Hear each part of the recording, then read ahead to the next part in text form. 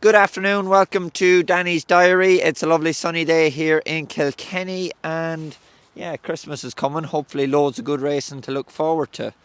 But looking back, some of the questions we didn't get answered for some of our fans in last week's Q&A. The best handicapped horse in Ireland to finish out of the top six on its last run that could win on its next run. I'm going to pick one of Billy Lanigan's, a small trainer that I ride for, but I have a great strike rate with winning on plenty of his horses every year. And that is Danesfort Mayfly. Ran quite nicely in Clonmel recently, just tired late on. She was a winner on heavy ground in Tramore back in late 2024. So I think this one is a winner in waiting. She's only up a couple of pounds from what she won off the last day.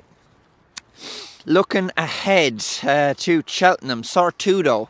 He was very impressive winning for me down in Cork it was a couple of weeks back, and what way will he go forward? I'm sure he'll run again over Christmas. I'd imagine he's entered into 2 Mile in Leopardstown. That could be his next target. Is he a Supreme Turner's horse or Albert Bartlett horse?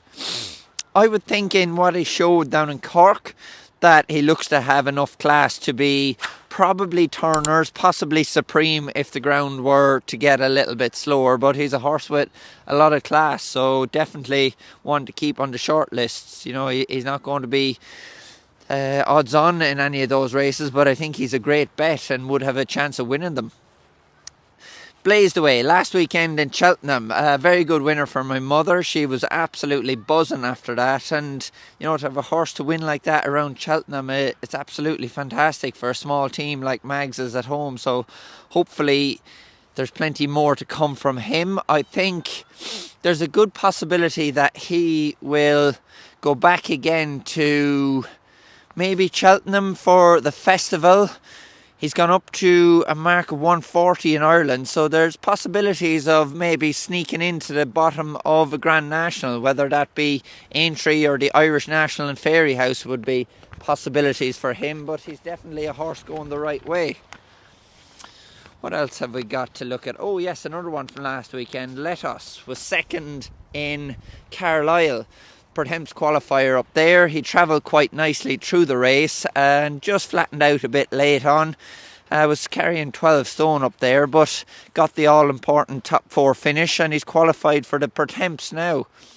I think that would definitely suit him come Cheltenham, although he was a bit more impressive over 2.5, winning a good handicap in Naas, so possibly a drop back and trip to the Coral Cup could be on the cards as well, but I don't think there's stamina doubts with him. I was quite pleased with Carlisle.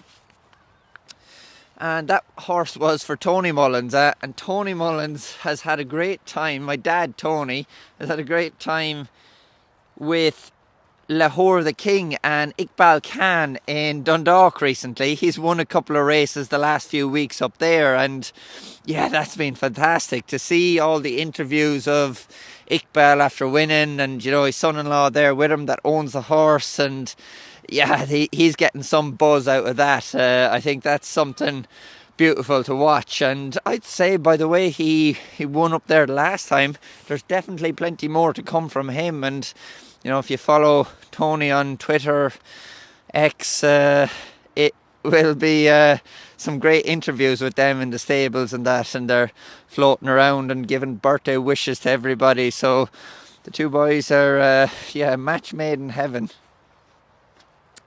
For me, Christmas plans, it will be normal Christmas dinner hopefully, and I suppose I'll wait to see what happens with weights, declarations, where I'm going.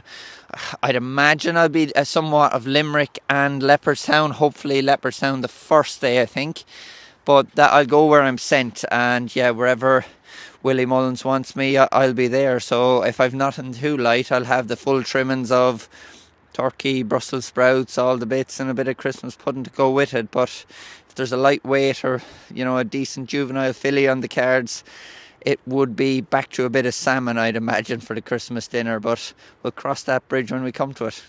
Happy Christmas to everybody.